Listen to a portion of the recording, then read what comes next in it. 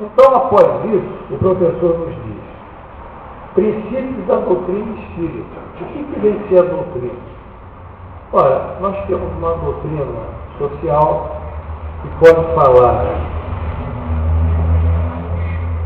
de formas de convivência do homem na sociedade. Nós temos uma doutrina política que pode falar de aspectos de ou socioeconômica, ou política e econômica, ambos vão andando todos juntos, que pode falar de capitalismo, pode falar de marxismo, pode falar de socialismo. Nós temos doutrinas econômicas, que podem ser uma economia de mercado, uma economia estatal. Nós temos doutrinas filosóficas, que podem ser dos pré-socráticos, podem ser dos platônicos, podem ser dos filosofistas, enfim, de todos os existencialistas. Temos os escolásticos, depende de quem aborde ou se identifique com essa doutrina filosófica. Então, a doutrina, amados irmãos, é um corpo organizado de ideias, com um sentido finalista, em que esse finalismo é propósito de ajustamento do homem na sua vida atual, ou a busca finalista de uma certa forma da felicidade. Ora, a doutrina espírita é um corpo organizado de ideias que Allan Kardec, nesse primeiro seu livro, ele já mais ou menos identifica, ou seja, a imortalidade da alma, a natureza dos espíritos e suas relações com o homem, as leis morais, a vida presente, a vida futura e o futuro da humanidade. Ou seja, a doutrina espírita, ela está focada muito no mundo dos espíritos e da inter-relação dos espíritos com os vivos e vice-versa, os encarnados. Foca, ele, naturalmente, sobre a imortalidade da alma. E foca, do ponto de vista moral, na relação do homem com o próximo, com a natureza e com Deus. Então, é uma doutrina que reúne aspectos filosóficos, aspectos práticos, que são produzidos pelos efeitos mediúnicos, e aspectos eminentemente morais, que são as expressões, ou, basicamente, a expressão do pensamento doutrinário de Jesus, dos evangelhos de Jesus. Isso que é a doutrina. E ele continua, segundo os ensinos dados pelos espíritos superiores.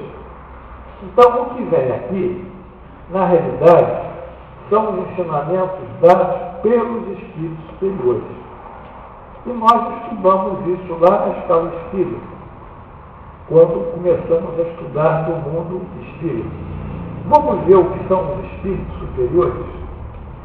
Os espíritos superiores na escala espírita pertencem à segunda ordem, ou seja, os bons espíritos. A primeira ordem é formada pelos espíritos imperfeitos. E a terceira ordem, que é a mais elevada, é pelos espíritos puros. Então, na segunda ordem mundial dos bons espíritos, há uma divisão entre espíritos benéficos, que é a quinta classe, a quarta, os espíritos sábios, a terceira, espíritos de sabedoria, e a segunda classe são os espíritos superiores. Eu queria que vocês entendessem isso, porque muitos perdem tempo lendo obras que não são de espíritos superiores. São de criaturas que não têm um valor moral compatível com a tarefa do magistério espírita, da didática espírita e do ensinamento espírita. São espíritos, mas não têm condição intelectual nem moral para serem estudados. Então, veja o que Allan Kardec diz sobre os espíritos superiores. Esses em si reúnem a ciência, a sabedoria e a bondade. Da linguagem que empregam, se exala sempre benevolência. É uma linguagem invariavelmente digna elevada e muitas vezes sublime. Ou seja, o texto, o discurso, o texto, o escrito do Espírito, ele é muito detalhado, esse tipo de Espírito. Ele tem conceitos, tem abstrações, tem a profundidade, às vezes, do valor moral, do juízo moral. Ele constrói bem essas ideias, porque ele, ao só tempo, tem conhecimentos científicos, tem conhecimentos morais, e a sabedoria, e, além disso, tem uma bondade própria, que é traduzida pela benevolência e pela indulgência. Esses espíritos, na sua superioridade, essa superioridade os torna mais aptos que os outros a nos dar noções exatas sobre as coisas do mundo incorpóreo, dentro dos limites que se permite ao homem saber. Então, são esses, os espíritos superiores, os espíritos da codificação. Eles não são, efetivamente, o último grau de profundeza e de evolução dos espíritos, que acima deles estão os espíritos puros. Esses são tão elevados que não participaram propriamente do texto que a codificação construiu com eles, embora eles pertençam e influenciam os espíritos superiores. E continua. Comunicam-se complacentemente com os que procuram de boa fé a verdade, e cuja alma já está bastante desprendida das ligações terrenas para compreender. Então eles vão chegando a criaturas que já são mais espiritualizadas, que já estão assim, já reúnem mais um pré-requisito de conhecimento espiritualista ou espírita para serem sensibilizados pelo discurso deles. Eles não vão dar discurso para brutos, para ignorantes, para pessoas de má fé, porque eles não perderão o seu tempo e nem frequentarão esses ambientes de centros espíritas em que essas pessoas ali estão atuando.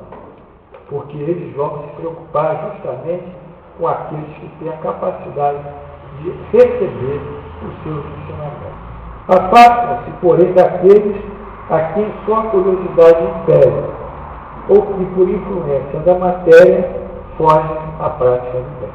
Então, eles são seletivos. É como Jesus diz: Deus, aqueles virão a mim aqueles que Deus preparar. Jesus já sabia desse processo evolutivo. Aqueles que Deus preparou, ele evoluiu, aqueles espíritos, aqueles apóstolos, é que chegaram a Deus. Porque os que não estão preparados são servos que não têm vista, ou têm olhos, mas não veem, têm ouvidos, mas não ouvem. Há que ter a visão espiritual e a audição espiritual. Ou seja, isso é um processo da evolução do espírito. Portanto, acreditamos, finalmente, em que Allan Kardec ele finaliza essa itemização aqui, dizendo: com o concurso de diversos médiuns, ou seja, esses textos não foram objeto da comunicação de um só médium, são diversos médiuns, e não foram objeto da comunicação de um só centro espírita. Eles pertencem a múltiplos centros espíritas. Isso vocês têm que entender também. Um médium só que se comunica não é fidedigno. Médios que se comunicam só de um centro espírita também não há fidedignidade. Porque aquele médium pode estar obsidiado, ou pode estar sendo intuído ou inspirado, ou seja, mesmo incorporado por espíritos de má catadura, e aquela comunidade daquele centro está toda também assim. Então o centro está todo obsidiado. Então, para evitar esses riscos, Allan Kardec escolhia diversos médiuns de diversos centros e fazia as mesmas perguntas do médium A, do médium B e do médium C, do centro D, do centro F e do centro G. Era uma forma de evitar a margem de erro, diminuir. E, finalmente, ele sintetiza dizendo: recebidos e coordenados, atenção termo, recebidos e coordenados por Allan Kardec. Ele não diz criados e registrados por si próprio por Allan Kardec. Allan Kardec foi um organizador editorial, ou um editor, como hoje nós chamamos, que recebeu diversos tipos de informações e codificou esses tipos da melhor maneira possível, organizando, sistematizando, dando um caráter didático.